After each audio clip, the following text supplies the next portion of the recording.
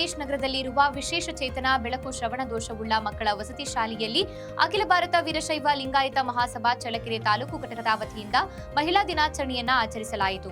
ಪ್ರತಿಯೊಬ್ಬ ಪುರುಷನ ಹಿಂದೆ ಒಬ್ಬ ಮಹಿಳೆ ಇರುತ್ತಾಳೆ. ಅದರಂತೆ ಮಹಿಳೆಯರ ಪಾತ್ರ ಬಹುಮುಖ್ಯವಾಗಿರುತ್ತದೆ. ಇಂತಹ ಮಹಿಳೆಯರೆಲ್ಲರೂ ಸೇರಿ ಮಹಿಳಾ ದಿನಾಚರಣೆ ಆಚರಿಸುವುದು ಸಂತಸದ ವಿಷಯ ಹಾಗೂ ಇಂತಹ ವಿಶೇಷ ಚೇತನ ಮಕ್ಕಳಿಗೆ ಸಿಹಿ ಊಟ ನೀಡಿ ಸಂಭ್ರಮಿಸುವುದು ಸಂತೋಷ ತಂದಿದೆ ಎಂದು ತಾಲೂಕು ಘಟಕದ ಉಪಾಧ್ಯಕ್ಷರಾದ ಭಾಗ್ಯಮ್ಮ ಹೇಳುತ್ತಾರೆ. ಇದೇ ಸಂದರ್ಭದಲ್ಲಿ ಮಹಿಳಾ ಸಂಘದ ಅಧ್ಯಕ್ಷರಾದ ಶಿಲ್ಪಾ ಪ್ರಕಾಶ್ ಹಾಗೂ ತಾಲೂಕು ಘಟಕದ ಉಪಾಧ್ಯಕ್ಷರಾದ ಭಾಗ್ಯಮ್ಮ, ಕಾರ್ಯಕಾರಿಣಿ ಸಮಿತಿ ಸದಸ್ಯರು, ಶಾಲಾ ಶಿಕ್ಷಕರು, ಮಕ್ಕಳು ಹಾಗೂ ಮಹಿಳಾ ಮಣಿಯರು ಹಾಜರಿದ್ದರು.